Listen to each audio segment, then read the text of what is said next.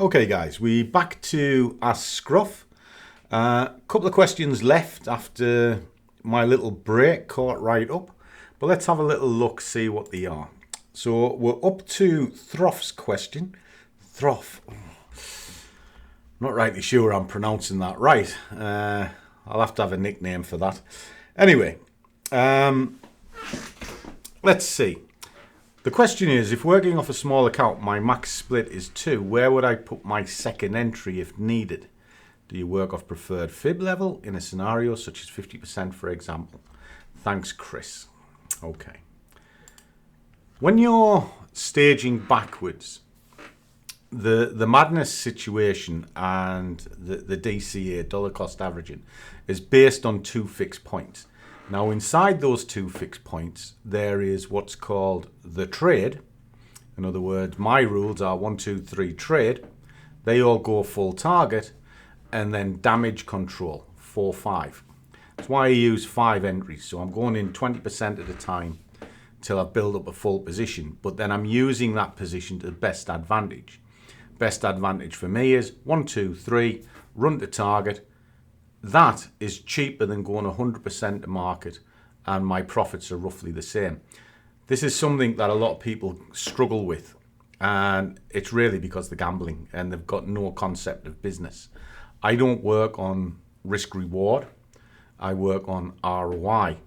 Now, my risk reward is actually greater than most other people's, even though I put in a lesser position. There's a mind boggler. We'll go through where the scruff, look at the madness section, the maths inside it is there, and it shows it in black and white. Now, I'm actually in a situation similar to you with my small account, where I can only have limited positions in. What you've got to ask yourself to start with is, do I want my second position to be damage control, or do I want it to be target? If it's target, you would set it at the end, at number 3, and if it's damage control, I would set it at the end, number 5. Why? Because then I'm using it effectively. Now, the other part of this was, you said, should I put it on levels, fibs, etc.?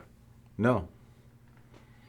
They just are determining where your entry exits are for the trade, not necessarily where you enter the market for a madness position. A madness position is a set criteria based on fixed amounts from 2 key areas marked. So you've marked the point where you're going to get in first and the point where you're wrong, and then that's divided up equally. Now, you can use that against levels, and I would recommend that you have your final damage control very close to a level, and then just see where the rest of it lies out. Very, very simple. Anyway, come into the Zoom call. I showed for you in real life, and don't try and reinvent the wheel. Just keep it simple, step by step, and you'll get there. Hope that helps. And as always, do what you love and the money will follow. See you all in the next one.